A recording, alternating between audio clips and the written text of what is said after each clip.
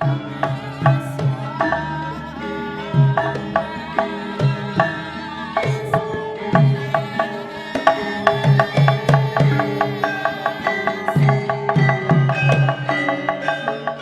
hari Sabtu, tanggal 6 Desember 1823, Pangeran Diponegoro mendapat kabar bahwa adik laki-lakinya, Sultan Hamengkubuwono IV, tengah mengalami kondisi yang mencemaskan. Maka, segeralah sang pangeran berangkat dari Tegalrejo menuju ibu kota Yogyakarta. Namun sayang, saat Pangeran Diponegoro tiba di keraton, Sultan Hamengkubuwono IV telah meninggal dunia. Penghulu keraton Yogyakarta dan para ulama telah berkumpul di bangsal Sri Manganti untuk mendoakan dan bersiap memandikan jenazah Sri Sultan.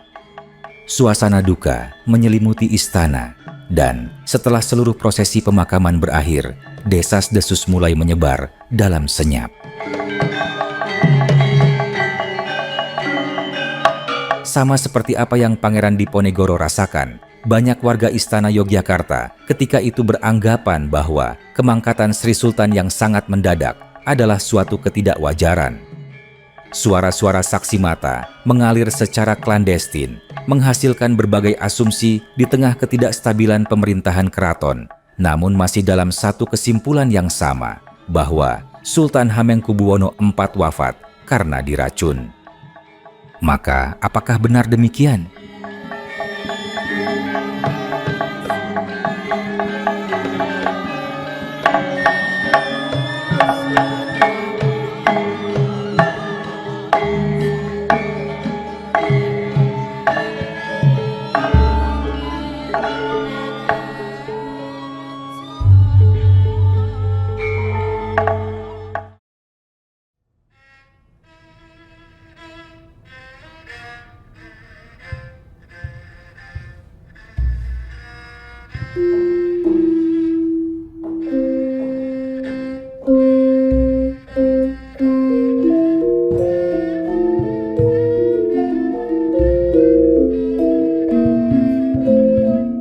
Pangeran Diponegoro dan Sultan Hamengkubuwono IV.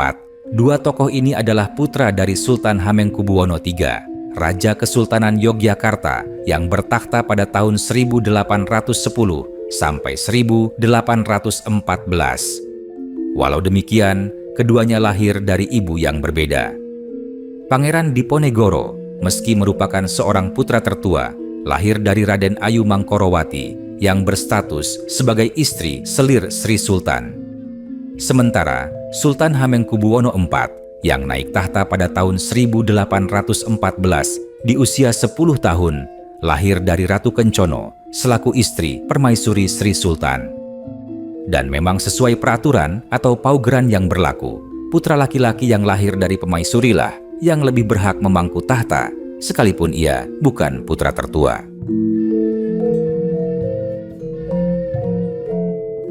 Walau terlahir dari ibu yang berbeda, hubungan Bendoro Pangeran Haryo Diponegoro dan Sultan Hamengkubuwono IV sangat dekat. Kedekatan itu membuat mereka digambarkan seolah Kresna dan Arjuna. Ketika Sri Sultan dikitan pada tanggal 22 Maret 1815, Pangeran Diponegoro sendiri yang menutupi mata adiknya itu dengan kedua tangannya.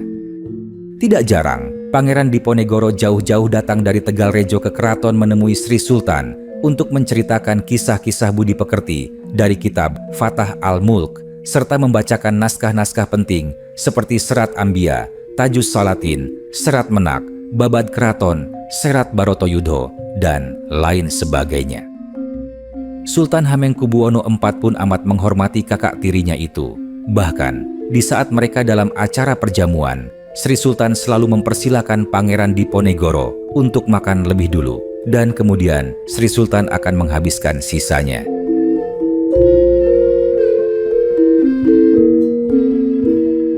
Sebelum 20 Januari 1820, Sultan Hamengkubuwono IV memang belum memerintah secara mandiri karena faktor usia.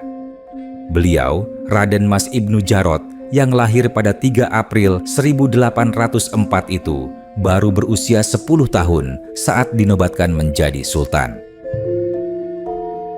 Pemerintahan kesultanan untuk sementara dipegang oleh wali sultan, dan yang ditunjuk untuk memangku jabatan tersebut adalah Pangeran Notokusumo yang sebelumnya sudah ditahtakan oleh pemerintah pendudukan Inggris sebagai seorang pangeran merdeka, bergelar Pangeran Adipati Paku Alam I. Meski berkuasa di dua wilayah sekaligus, namun perhatian Adipati Paku Alam I tampak lebih mengutamakan pemerintahan Kadipaten Pakualaman selaku wilayah yang dimilikinya. Situasi tersebut mengakibatkan munculnya berbagai polemik internal di Keraton Yogyakarta, terutama akibat ulah Patih Danurejo IV yang korup dan ambisius, seorang penjilat dan kerap membantu pemerintah kolonial demi kepentingan pribadinya. Kedekatan Pangeran Diponegoro dengan keraton pun mulai renggang berkat perilaku sang patih yang sangat mendukung penyewaan tanah kesultanan dalam skala besar kepada orang-orang Eropa. Selain itu, Danurejo IV juga secara semaunya menempatkan para kerabatnya di posisi-posisi strategis. Puncak ketegangan antara Pangeran Diponegoro dengan Patih Danurejo IV terjadi saat prosesi Garbek Sawal pada tanggal 12 Juli 1820. Di hadapan Sultan Hamengkubuwono IV yang ketika itu sudah memimpin secara mandiri tanpa perwalian, Pangeran Diponegoro secara langsung mencela dan melampiaskan kemarahannya pada Patih Danurejo IV yang telah menyewakan tanah kesultanan di Rejowinangun. Sejak awal tahun 1820-an, memang semakin kerap terjadi perselisihan, bahkan pertengkaran antara Pangeran Diponegoro dengan para pengampu pemerintahan Keraton Yogyakarta, tidak hanya dengan Patih Danurejo IV dan sekutunya. Pangeran Diponegoro sendiri merasa semua ketegangan itu sangat membuat dirinya menderita. Salah satu kemarahan besar Diponegoro terhadap pihak keraton terjadi ketika sang pangeran ingin mengambil kembali dokumen-dokumen yang ditulis oleh mendiang Sultan Hamengkubuwono III tentang pengakuan resmi Sri Sultan terhadap hak-hak Pangeran Diponegoro di keraton selaku putra tertua beliau. Dokumen pengakuan hak tersebut memang telah menjadi salah satu sumber pertengkaran berkepanjangan antara Pangeran Diponegoro dengan Ratu Kencono alias Ratu Ageng, ibu tirinya, sekaligus ibu dari Sultan Hamengkubuwono IV. Sebelumnya, suatu hari pada tahun 1820-an, Sultan Hamengkubuwono IV berkunjung ke kediaman Diponegoro di Tegal Rejo.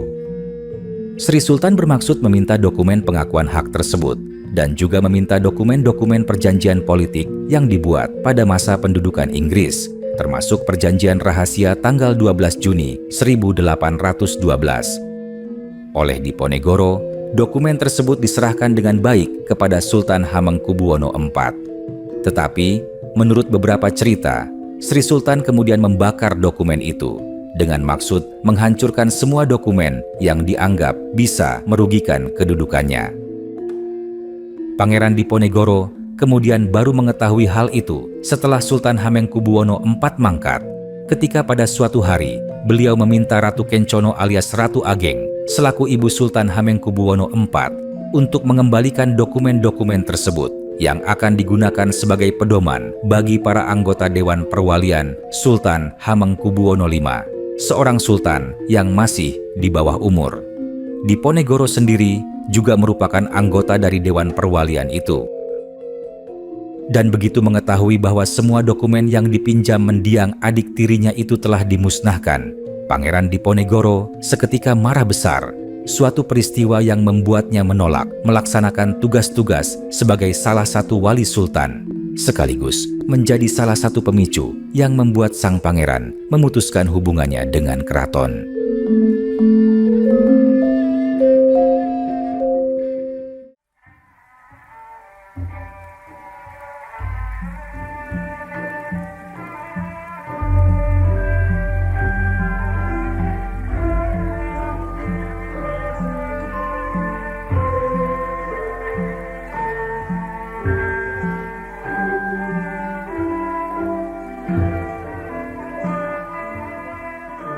Memang, Beberapa waktu setelah Pangeran Diponegoro menerima kedatangan Sultan Hamengkubuwono IV di Tegalrejo, pada akhir tahun 1823, terjadi peristiwa yang menggemparkan seluruh Yogyakarta. Tepatnya, pada tengah hari, di tanggal 6 Desember 1823, Keraton Yogyakarta dihebohkan dengan kedatangan Sultan Hamengkubuwono IV yang sudah berada dalam keadaan menyedihkan.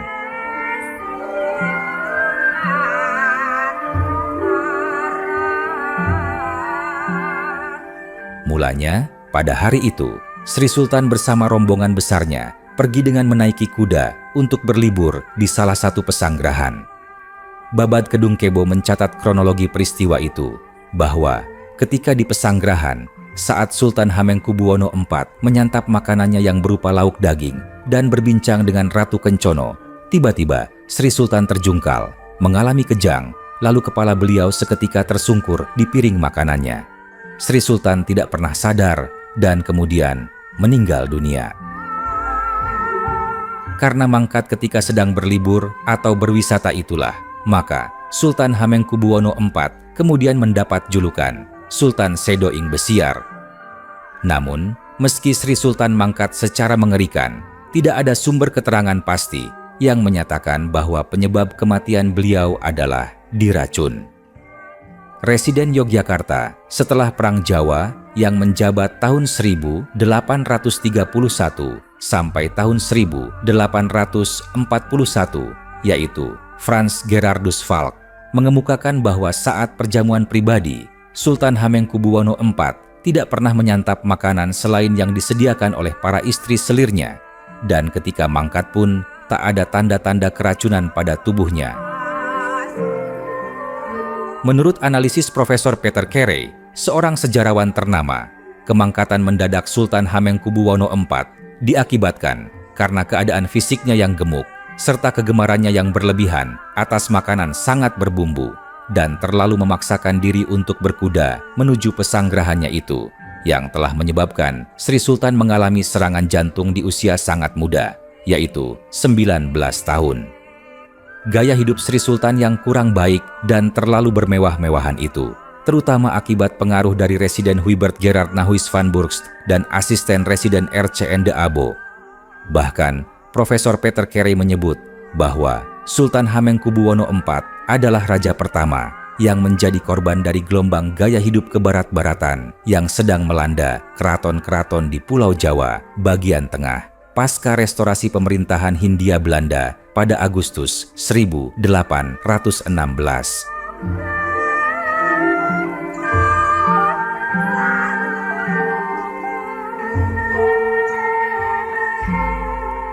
Kemangkatan Sultan Hamengkubuwono IV yang sangat mendadak telah menimbulkan kegemparan dan rasa duka di Istana Yogyakarta, khususnya di kalangan perempuan keraton. Setelah menerima kabar tentang peristiwa yang dialami adiknya, Pangeran Diponegoro segera datang ke Keraton Yogyakarta. Tetapi saat sang pangeran tiba, Sri Sultan telah meninggal. Penghulu Keraton Yogyakarta dan para ulama telah berkumpul di Bangsal Sri Manganti untuk mendoakan dan bersiap memandikan jenazah Sri Sultan. Upacara memandikan jenazah itu sempat dipaksa untuk ditunda oleh asisten Residen de Abo yang bersikeras untuk menunggu kedatangan Residen Surakarta, Adrian Maurits Theodorus de Salis, yang saat itu juga menjabat sebagai penjabat Residen Yogyakarta. Permintaan de Abo tentu saja ditolak oleh Pangeran Diponegoro karena dianggap sangat tidak etis.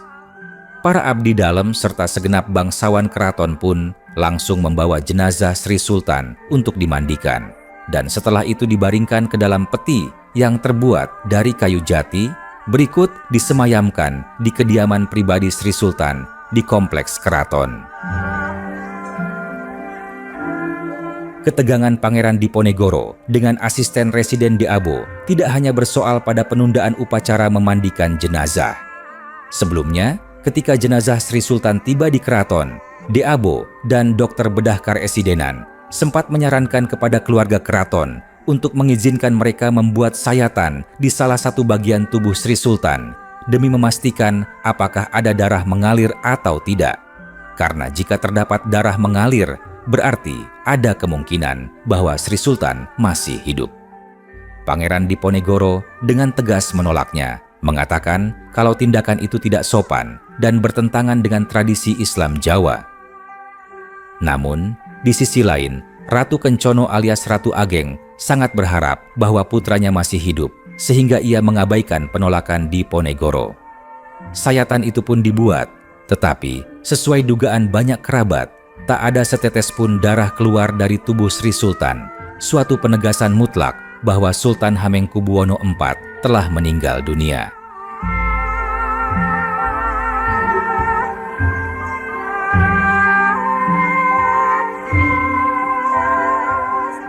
Setelah meninggalnya Sri Sultan, desas-desus mulai berkeliaran di dalam keraton, bahkan hingga keluar tembok Cepuri. Banyak warga istana Yogyakarta ketika itu beranggapan bahwa kemangkatan Sultan muda yang sangat mendadak itu adalah suatu ketidakwajaran. Suara-suara saksi mata mengalir secara klandestin, menghasilkan berbagai asumsi di tengah ketidakstabilan pemerintahan keraton, namun masih dalam satu kesimpulan yang sama, bahwa ketika itu hampir semua orang menduga bahwa Sultan Hamengkubuwono IV wafat karena diracun. Asumsi yang sama juga diyakini oleh Pangeran Diponegoro, terutama mengarah pada sosok Patih Danurejo IV. Dalam babad karyanya, sang pangeran mengemukakan bahwa memang Sultan Hamengkubuwono IV itu terlalu sering melakukan perjalanan wisata dengan berkuda. Namun, yang menjadi penyebab utama kematiannya adalah karena menyantap makanan yang diberikan oleh Danurejo IV. Tetapi, sekali lagi, seperti yang telah dikemukakan di awal, bahwa sampai saat ini belum ada catatan atau keterangan yang terverifikasi yang memastikan kalau Sultan Hamengkubuwono IV benar-benar diracun.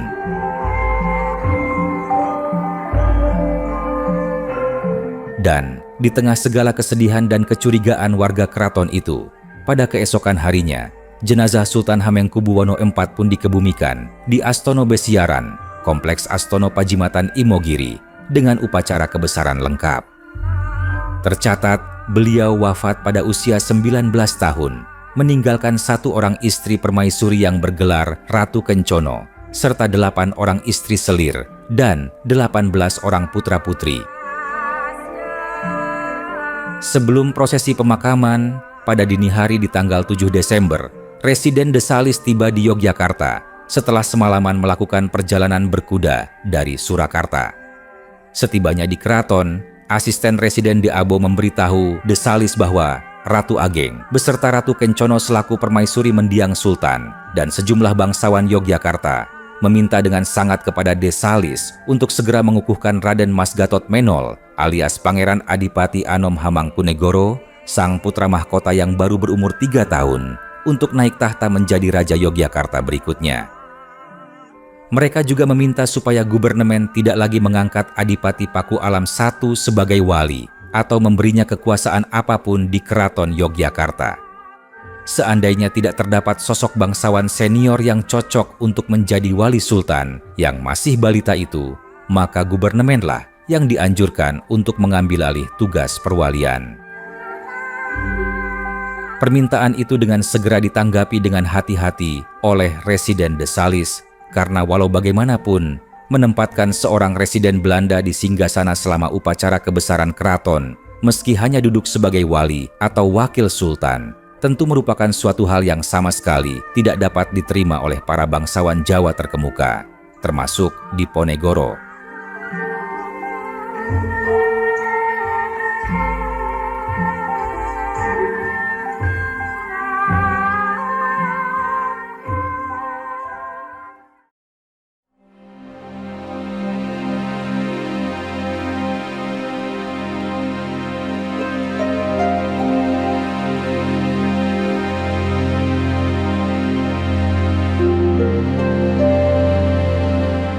Beberapa hari seusai pemakaman Sultan Hamengkubuwono IV, Residen de Salis dan para pejabat gubernemen mengadakan pertemuan dengan patih dan para bangsawan senior Keraton Yogyakarta, termasuk mengundang Adipati Paku Alam I.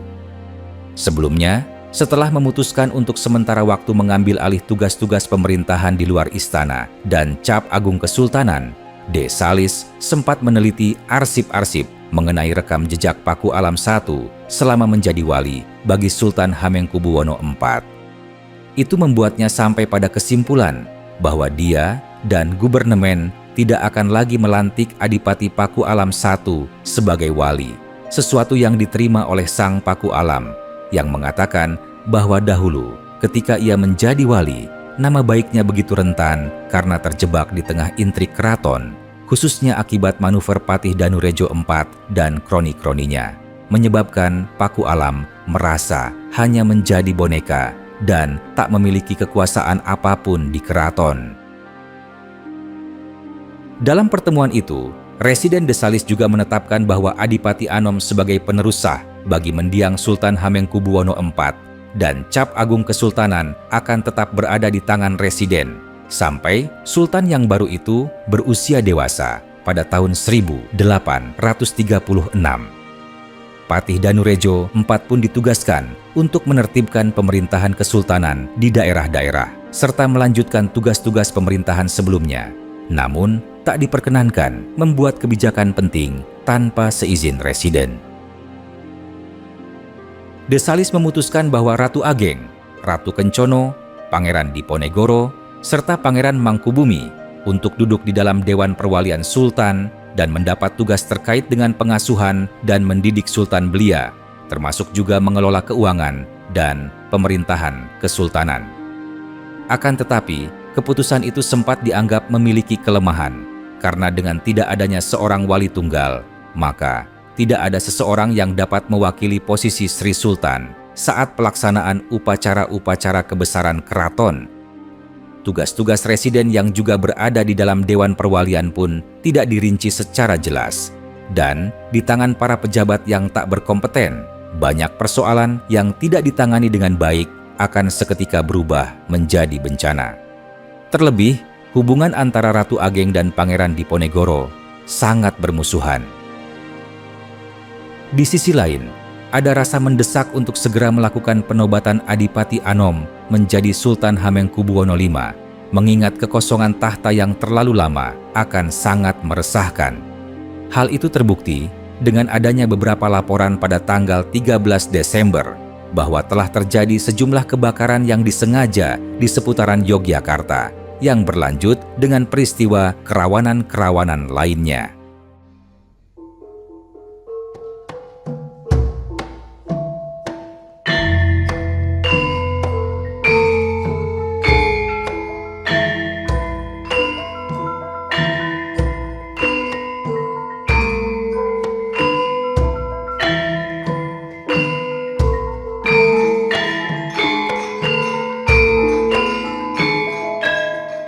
Residen De Salis segera mengirimkan surat pemberitahuannya kepada pemerintah pusat di Batavia.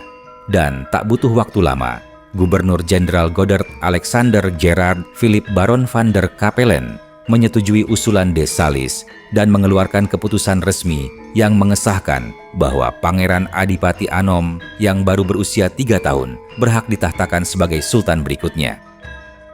Keputusan resmi Gubernur Jenderal itu tiba di Yogyakarta pada tanggal 18 Desember dan pada keesokan harinya, yaitu pada tanggal 19 Desember 1823, Pangeran Adipati Anom resmi dinobatkan sebagai Raja Kesultanan Yogyakarta dengan gelar Sri Sultan Hamengkubuwono V. Dalam upacara penobatan itu, pengumuman Residen De Salis dibacakan di dalam Ageng Proboyakso, sekaligus dilakukan prosesi pengambilan sumpah dan penandatanganan surat perjanjian bagi Patih dan para wali sultan, termasuk Pangeran Diponegoro. Dalam babad karyanya, di kemudian hari, Diponegoro mengatakan bahwa dalam upacara penobatan keponakannya itu, beliau merasa begitu terhina karena harus disumpah sebagai wali sultan, sehingga tanpa sadar merobek salah satu bagian kain busana kebesarannya dan merasa tidak mampu untuk membubuhkan tanda tangan beserta cap resminya pada dokumen pelantikan. Walau demikian, bagi gubernemen Hindia Belanda saat itu, termasuk di mata Residen Nahuis dan Residen Desalis. Meski terlibat konflik dengan Ratu Ageng dan Patih Danurejo IV, Pangeran Diponegoro dipandang sebagai seorang yang bertanggung jawab dan selalu bersikap netral, serta tidak memiliki ambisi apapun atas tahta. Pangeran Diponegoro memang menyatakan bahwa beliau berhubungan baik dengan gubernemen serta Residen Desalis dan segala urusan dengan mereka berjalan lancar. Namun, ketika Residen Anthony Hendrik Smissert menjabat sebagai Residen Yogyakarta pada pertengahan Februari tahun 1823, hubungan antara Diponegoro dengan Karesidenan menjadi berantakan.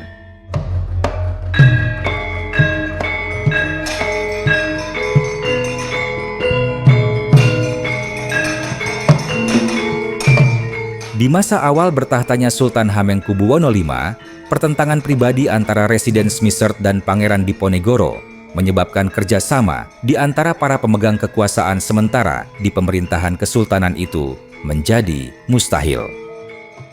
Hubungan antara para wali sultan dengan gubernemen telah dirusak dengan kebijakan Residen Smissert dalam masalah penghapusan biaya sewa tanah dan ganti rugi bagi orang-orang Eropa, para penyewa tanah kesultanan.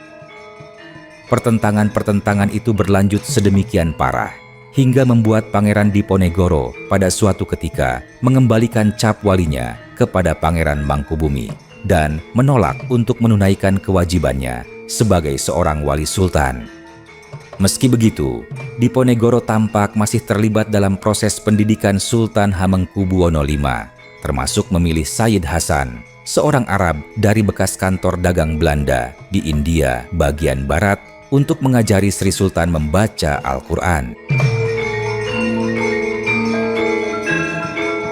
Dan bahwa Residen Smissert yang secara ceroboh telah berkali-kali bersikap tidak layak kepada Pangeran Diponegoro dan Pangeran Mangkubumi telah menyebabkan kedua pangeran senior itu, khususnya Diponegoro, menjadi terasing dari pemerintah kolonial. Residen dan pejabatnya pun gagal mengakui dan menghormati hak-hak Diponegoro sebagai pangeran senior dan putra sulung Sultan Hamengkubuwono III, hak yang semestinya boleh beliau gunakan dengan layak sebagai wali raja dan paman tertua dari Sultan Hamengkubuwono V. Segala ketidakbecusan Smissert dan para pejabatnya itu secara nyata telah membuat Pangeran Diponegoro merasa sakit hati dan kecewa, yang berakibat fatal bagi pemerintah kolonial alias gubernemen Hindia Belanda di kemudian hari.